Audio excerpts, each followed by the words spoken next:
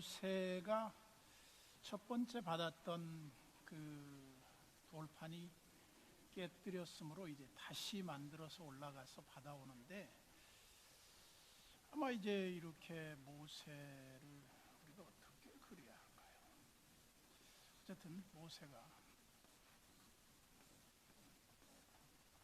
이렇게 있다 합시다. 근데 이쪽에 이제 돌판을 하나 들었죠. 들고 이쪽 역시 돌판 하나 들고 이렇게 오는데, 문제는 뭐냐면 이 모세의 얼굴에 이 광채가 막 나는 거예요. 광채가 나는데, 이 사람의 얼굴에 광채가 날 때 어떤 느낌이 들까요? 굉장히 두렵지 않겠어요? 제가 막 여러분 막 광채가 난다고 생각해요. 빛이 막 나오고 얼굴에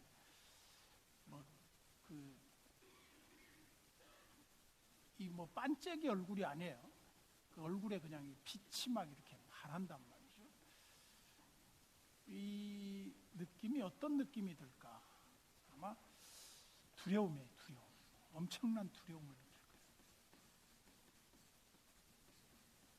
두려움. 그리고 이제 뭐 위험도 있겠죠. 위험을 느껴요. 그 다음에 또 그 권위가 있겠죠. 권위.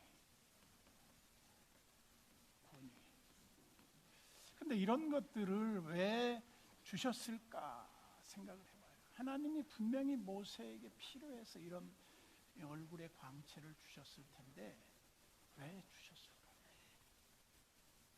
첫 번째 그 모세가 십계명을 받아올 때는 광채가 없었거든요. 근데 이제 두 번째 내려올 때 이제 모세의 얼굴에 광채가 있게 됐는데, 한마디로 80일 금식을 한 거죠. 전반 40일 단식, 후반 40일 단식, 이렇게 해서 참 힘겹고 어렵고 정말 그 하나님의 특별한 계명을 받아서 내려온 모세. 하나님이 모세의 얼굴에 광채를 주신 여러 가지 이유가 있겠지만, 저는 그렇게 생각을 한번 해봤어요. 모세의 얼굴에 광채를 주신 하나님은 모세를 영광스럽게 해준 거예요. 하나님이 모세에 대한 굉장한 그런 권위와 영광의 광채를 모세에게 입혀주셨다, 그렇게 봐요. 이렇게 되면 뭐가 이제 그 차이가 나느냐? 백성들이 모세의 권위 앞에 함부로 할 수 없는 그런 은혜를 이제 하나님이 특별한 은혜로 모세에게 주었다. 하나님은 볼 수 없지만 그 영광의 광채를 모세에게 씌워 주심으로 말미암아 모세가 하나님과 함께 있었던 그 증거를 갖고 내려오는 거예요. 이 사람들은, 일반인들은 이런 그 얼굴에 광채가 날 수가 없잖아요. 그래서 이제 모세가 광채 나는 얼굴로 이렇게 그 돌판을 들고 올 때 아마 백성들이 굉장히 충격을 받았을 거라고. 뭐 거기 느낌은 안 나왔는데 백성들이 감히 모세 앞에 서지를 못하는 거죠. 왜? 두려우니까요. 엄청난 두려움. 보통 사람이 아니잖아요. 그래서 이제 우리가 흔히 얼굴을 어리 들락날락하는 굴이라고 그러는데, 하나님의 영광을 본 사람, 그것도 모세를 하나님이 그 손으로 덮고 지나가시고 나서 모세를 하나님이 세미한 음성 가운데 그냥 만나주시고, 또 다른 성경에 보면 모세는 하나님의 친구와 같이 이렇게 대화를 했다, 그렇게 나와 있거든요. 특별한 거죠. 보통 사람이 아니에요. 아마 일반인들이 이런 은혜의 경험을 했다 그러면요, 아마 모세가 이 모세오경을 기록할 때 우리 일반인들 같으면요, 이 장면을 굉장히 더 늘어놨을 것 같아요. 굉장하게 막 자기 자랑 겸해서 막 내가 누군 줄 알아, 이런 식으로 해가지고 막 이게 35장이 한 34장이 한 몇 장 더 늘어나는 거죠. 근데 모세는 보면요, 자기 자랑이나 자기의 어떤 업적이 드러나는 부분에 철저히 빼버립니다. 다 빼버려요. 참 위대한 지도자예요. 일반인들이 그렇게 할 수가 없죠. 대단한 거예요. 그래서 이제 두 돌판을 들고 내려올 때 어떤 반응을 보였는가 보세요. 29절입니다. 모세가 그 증거의 두 판을 모세의 손에 들고 시내산에서 내려오니 그 산에서 내려올 때에 모세는 자기가 여호와와 말하였으므로 말미암아 얼굴 피부에 광채가 나나 깨닫지 못했다. 모세는 몰랐다는 거예요.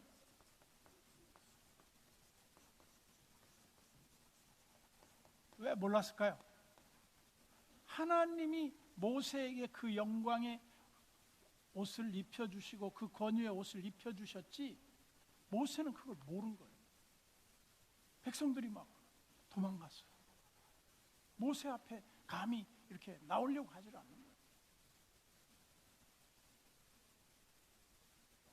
그런데 이스라엘 백성들은 자신들이 하나님 앞에 죄를 범했잖아요. 첫 번째 그 계명을 받아올 때 금송아지 우상으로 말미암아 하나님의 무서운 진노의 대상이 됐다는 걸 알았어요. 근데 이제 두 번째 내려올 때는 이제 기다렸겠죠. 여차하면 우리 다 죽는다 이거죠. 그러면서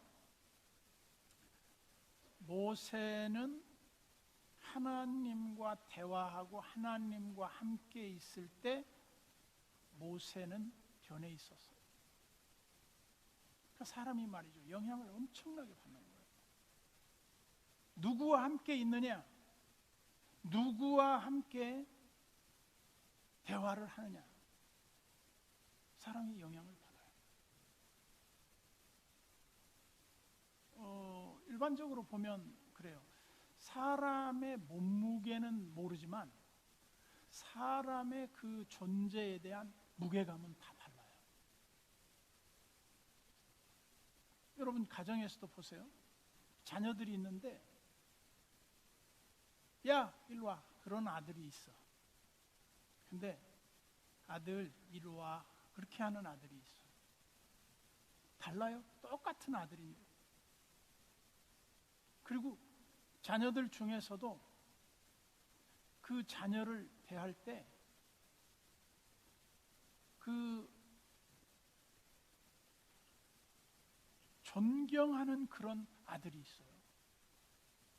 그런데 조금 무시하는 아들이 있어요. 여러분 세상에서도 그래요. 사람들이 여러분 보면서 야 일로 와봐 그렇게 하는 사람이 있어요. 반면에 똑같은 그 또래들이지만 잠깐만 일로 와봐 달라요. 왜 사람들은 그 사람에 대해서 다르게 대할까요? 그것은 그 사람이 갖고 있는 어떤 영향력과 그 중량감 때문에 그래요. 어떤 사람은 막 이렇게 한단 말이에요. 어떤 사람은 어디 갔다 왔어? 이제 막 말을 놓고 그래요. 근데 똑같은 친구들끼리도 막 지네들끼리 떠들다가 누가 딱 한 사람이 들어오면 그때 딱 대화의 내용이 중지가 돼요. 뭘로? 주제가 바뀌어요. 뭔 주제가 바뀌냐? 막 이제 쓸데없는 얘기 했다가 어떤 사람이 딱 등장하면 조용히 해라. 왜? 그 사람이 들어오는 순간 분위기가 바뀌어요. 무게감이 다르다니까요. 참 신기해요. 그런데 이 모세가 나와서 이제 백성들과 만날 때 얼굴에 광채가 나는 줄도 모르고 모세는 막 그냥 기쁜 마음으로 다가왔겠죠. 그런데 30절에 보세요. 아론과 온 이스라엘 자손이 모세를 볼 때에 모세의 얼굴 피부에 광채가 남을 보고 그에게 가까이 하기를 두려워했다. 참 신기해요. 왜 모세의 얼굴을 보면서 광채가 나고 이 모세를 두려워했을까? 저는 그래요. 이거는 하나의 하나님께서 모세를 지도자로 철저하게 인정하는 거예요. 너희는 그 앞에 함부로 대하지 마라. 예수님께서 복음서에 보면 변화산상에서 갑자기 변화가 돼요. 그의 몸에 광채가 나고 그의 옷은 희기가 빨래하는 사람이 그렇게 희게할 수 없는 흰옷을 입었다고 했어요. 거기에서 우리가 딱 생각나는 게 뭐예요?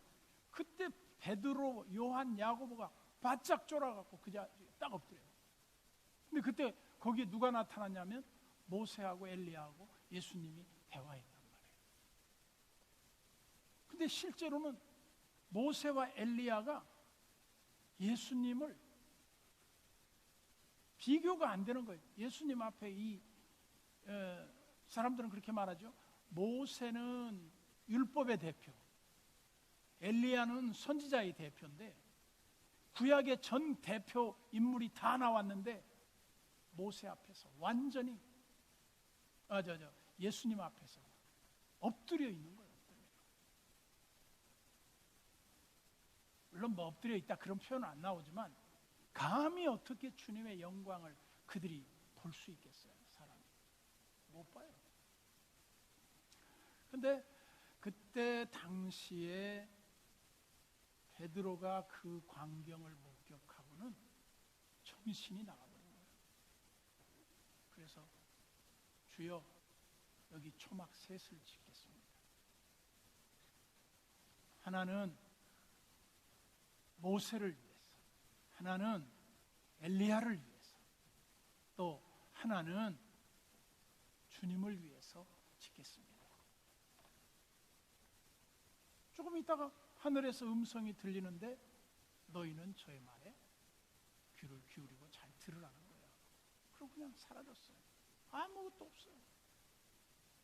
근데 지금 이 모세는 계속 광채를 갖고 있는 거예요. 그러면서 보세요. 모세가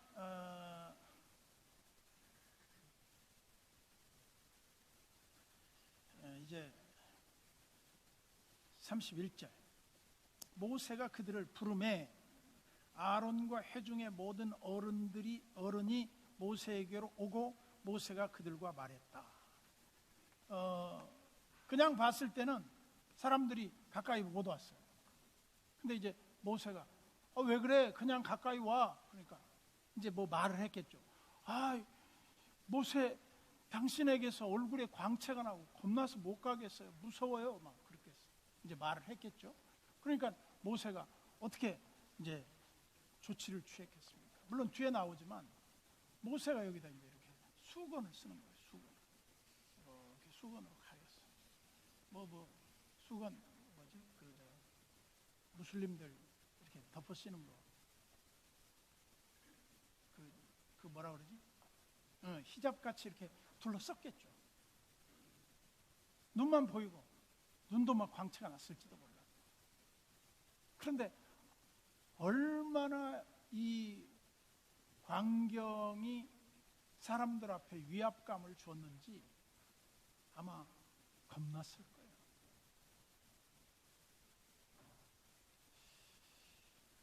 그래서 이제 그 율법이라고 하는 그 대표인 모세가 얼마나 율법이 영광스러운 것인가를 우리가 보게 하는데, 하나님과 대면에서 받아온 그 모세가 하나님의 영광의 임재 속에 있다가 가지고 온 그 살아있고 생생한 하나님의 그 계명을 백성들이 볼 때 어떤 느낌이 들었겠어요?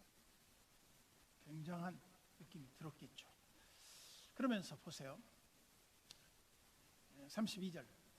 그 후에 온 이스라엘 자손이 가까이 오는지라 모세가 여호와께서 시내산에서 자기에게 이르신 말씀을 다 그들에게 명령하고, 이제 모세가 백성들에게 다 알려줬겠죠.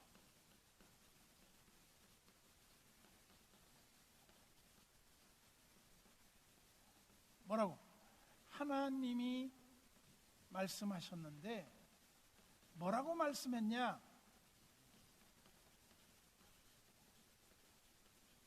이 10계명 우리가 잘 아는 대로 1에서 4계명, 5에서 10계명, 이 10가지 계명을 통해서 하나님이 이스라엘 백성들에게 절대 규범을 말씀한 거예요.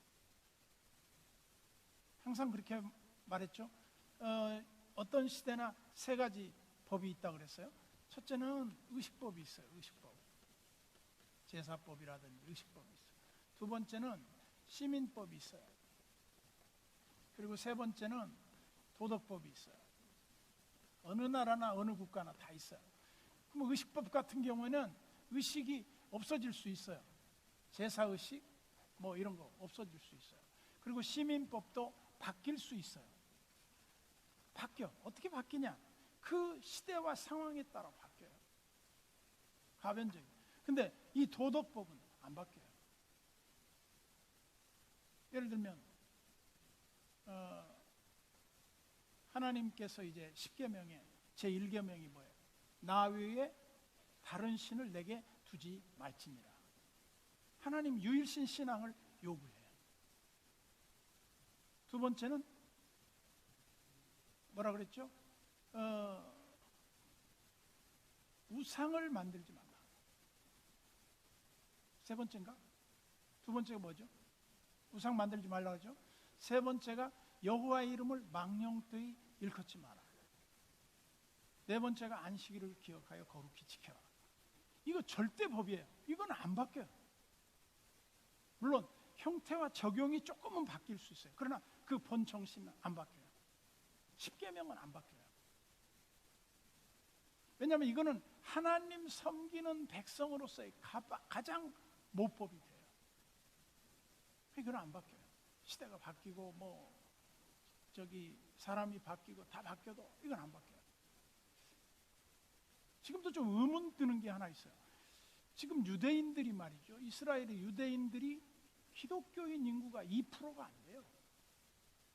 그런데 유대인들이 제사를 안 지내요. 구약을 지키면 제사를 지켜야 되잖아요. 제사를 지내야 되잖아요.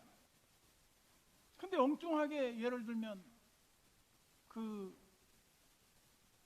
예수님 당시에도 보면 무교절 양 잡는 날에 그런 표현이 나와요.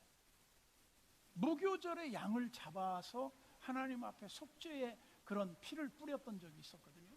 근데 지금 이스라엘 백성은 그런 거 안 한단 말이에요. 그런데 무슬림 국가에 가면 지금도 양을 잡아서 피를 뿌려요. 희한하죠.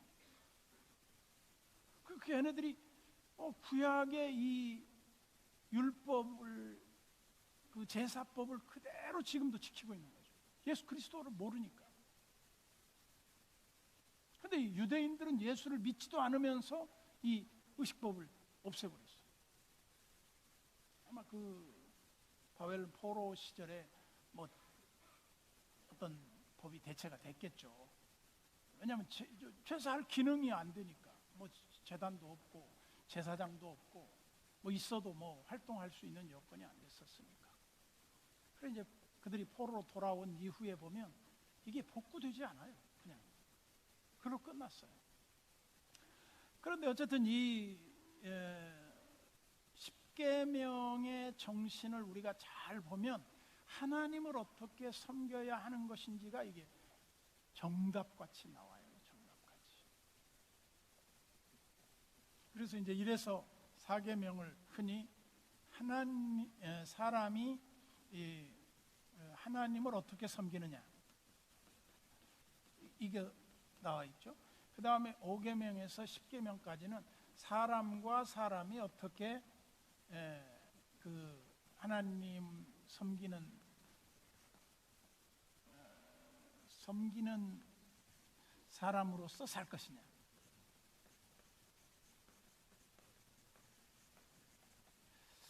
이거 이제 중요해요. 그래서 이제 5계명이 뭐예요? 내 부모를 공경하라.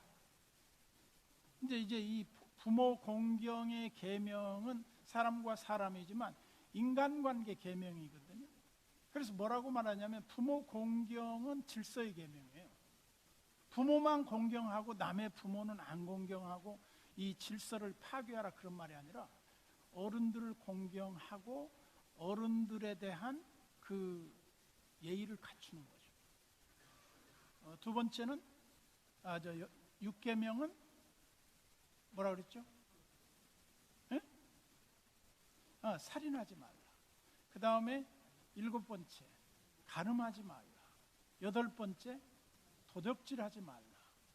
9번째 거짓 증거하지 말라.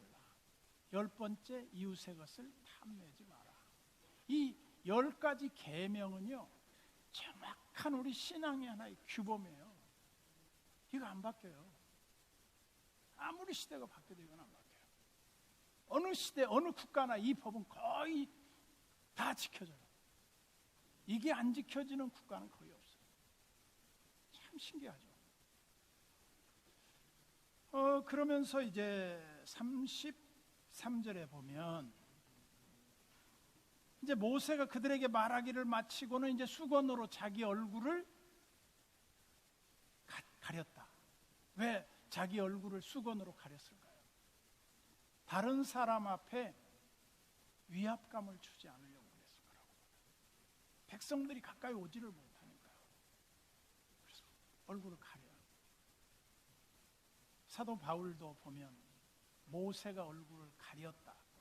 근데 그 율법에 대한 것도 그렇거늘 하물며 우리가 예수 그리스도의 영광 앞에 얼굴을 가리우는 것이 얼마나 마땅하냐. 이제 뭐 그런 그 표현을 썼는데 말이죠. 그러면서 34절에 보세요. 그러나 모세가 여호와 앞에 들어가서 함께 말할 때는 나오기까지 수건을 벗고 있었다. 하나님의 영광의 광채와 하나님 앞에서 모세는 수건을 쓸 필요가 없겠죠. 왜? 모세를 하나님이 친구처럼 대화를 하시니까. 그러면 모세는 이제 하나님하고 말씀할 때 이 얼굴에 광채가 나니까 모세가 뭐 하나님 앞에서 잘난 척하고 뭐 그러겠어요? 하나님 앞에 오히려 엎드려서 하나님 저는 죄인입니다. 아니야 고개를 들어라. 아니옵니다 하나님. 저는 하나님 앞에 감히 얼굴을 들 수 없는 죄인입니다. 물론 뭐 그런 표현이 나온 건 아니에요. 아마 그 하나님 앞에 얼마나 조심스러웠겠냐 이 말이에요 모세가. 그러나 모세가 하나님 앞에서는 자기를 솔직하게 얼굴 가릴 필요 없죠. 그래서 이 수건을 벗겼어요. 그래서 고린도후서 3장 13절에 보면 우리는 모세가 이스라엘 자손들에게 장차 없어질 것의 결국을 주목하지 못하게 하려고 수건을 그 얼굴에 쓴 것 같이 아니하노라 그랬어요. 이 말은 좀 어렵죠. 그러니까 하나님 말씀과 그 권위 앞에 수건을 안 써도 되는데 예수 그리스도의 영광을 우리가 바로 목격할 수 있게 됐다는 거죠. 우리가 그런 말이 있어요. 동부에 이제 퓨리턴들이 도착을 해가지고 나중에 그 캘리포니아 이쪽 서부 쪽에 금광이 발견됐다. 그래서 사람들이 막 찾아오잖아요. 그래서 금광을 찾아오는데 아주 그 전통주의적이고 보수적인 사람들은 엿새 가다가 하루 쉬면서 거기서 예배하고 밥 먹고 거기서 자고 쉬어서 갔단 말이에요. 근데 하나님 안 믿는 사람들이나 뭐 이렇게 보수적인 전통적 신앙이 없는 사람들은 계속 그냥 갔어요. 갔는데 말도 병들어 죽고 사람도 병들어 죽더라는 거죠. 근데 이제 예배를 드리고 이렇게 일주일 간격씩 예를 들면 6일 갔다가 하루 쉬고 뭐 6일 갔다가 하루 쉬고 이런 식으로 해서 간 사람들은 LA에 도착을 다 했고, 이제 LA 쪽에 뭐 그때 당시에 캘리포니아에 금광이 많으니까 금광 막 그 소위 말해 노다지라고 그러잖아요. 그 금광을 막 발견하고 사람들이 그걸 숨겨놓는 거예요. 못 발견한 것처럼.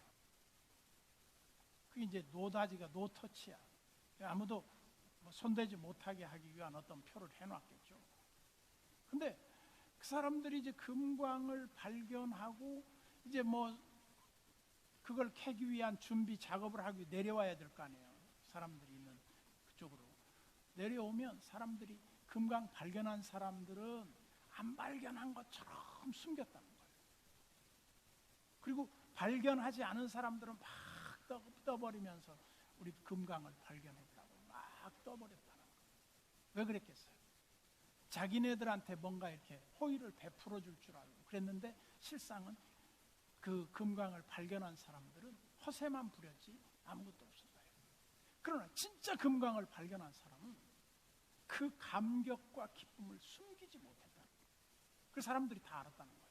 그래서 나 금광 발견했어. 그 사람들은 안 쫓아갔는데 금광 발견했단 말을 안 하는데 금광 발견한 사람들을 다 알았다는 거예요. 그게 뭐예요? 내면의 기쁨이 이 밖으로 표출이 된다는 거예요. 아무리 감추려고 해도 안 된다는 거죠. 여기서 우리가 하나 중요한 게 있어요. 예수 그리스도를 어떤 면에서 보면 우리가 보물이라고 해요. 예수 그리스도를 우리가 이 질그릇 속에 보배를 가졌으니 그랬어요. 그런데 예수 그리스도가 없는 거예요. 얼굴이 기쁨이 없는 거예요. 예수 믿는 사람의 기본이 안 돼 있는 사람들이 많아요. 이건 어떤 면에서 보면 잘못된 거예요. 그래서 오늘 이 말씀 속에서 우리가 확고한 게 하나 있어요. 그게 뭐냐? 우리가 하나님의 임재 속에 있고 하나님을 만나고 하나님과 깊은 대화의 시간을 갖고 하나님과 이렇게 대면하기 시작하면 그 사람이 얼굴이 달라져요. 얼굴이 펴져요. 그래서 이 사람이 하나님을 만난 사람인가 안 만난 사람인가를 알게 돼요. 그게 내적인 건데 외적으로 드러난단 말이에요. 그래서 저는 여러분들이 이 시대를 살면서 모세처럼 우리가 광채는 안 나더라도 예수 그리스도의 그 임재와 그 하나님과의 대면의 그 삶을 사는 사람들에게 주어지는 그 얼굴의 광채와 영광의 그 그늘이 여러분들 얼굴 속에 드리워 있도록 해라. 이 권위로 옷 입는 거예요. 어떤 면에서 이것이 오늘날 우리 그리스도인들에게 필요하다. 왜냐하면 하나님께서 그 사람과 함께 하시는 증거를 그렇게 나타내시기 때문에 그래요. 기도합시다. 하나님 아버지 은혜를 감사합니다. 우리가 주님 전에 나와서 말씀을 묵상하며 하나님을 배웁고 주님의 깊으신 뜻을 우리가 깨달아 알게 하시되 율법을 통해서 하나님이 어떤 분이신지를 우리로 하여금 알게 해주시고 하나님을 경외하며 하나님 앞에 서 있었던 모세의 얼굴과 같이 이 시대를 살아가는 우리 그리스도인들이 하나님의 영광의 광채를 옷 입고 다른 사람에게 이 영광스러운 광채를 발하여 나갈 수 있도록 인도하여 주옵소서. 주님의 은혜가 우리 성도들과 함께하여 주시되 우리로서는 깨닫지 못하지만 다른 사람들이 우리를 보고 하나님을 만난 사람이구나 하는 것을 알 수 있도록 우리의 신앙이 하나님 앞에 늘 그 증거를 가지고 나타낼 수 있는 신앙인들로 살아가게 하여 주옵소서. 예수님의 이름으로 기도하옵나이다.